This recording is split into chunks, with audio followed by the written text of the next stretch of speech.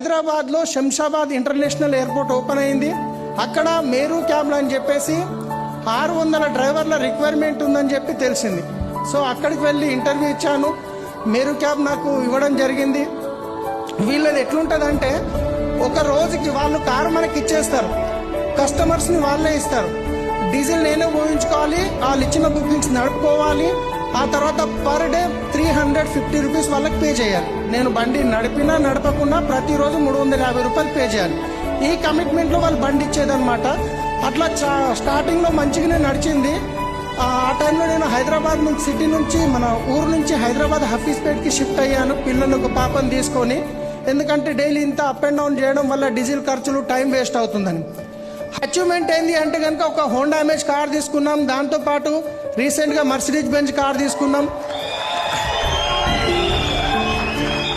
So ఇక Benz గురించి చెప్పాలంటే నేను ఎక్కువ చెప్పాను, నాకు ఎక్కువ చెప్పుకోవాలనిపించదు. చిన్న కార్లో వెళ్తే చుట్టుపక్కల అందరినీ మనం చూస్తాము, పెద్ద కార్లో వెళ్తే అందరూ మనం చూస్తారు. అంతే ఫరక్ ఉంది బెంజ్ కార్కి. సో ఎక్సలెంట్ కార్ అయితే చెప్పేది లేదు. ఇక్కడ కూర్చున్న మీరు ఈరోజు డిసైడ్ కాండి, వచ్చే 2 నుంచి 3 సంవత్సరాల్లో మీ ఇంటి ముందట ఇలాంటి కార్ నిలబెట్టవచ్చు. మీరు డిసైడ్ కావాలి, ఒక నిర్ణయం తీసుకునే అవసరం ఉంది.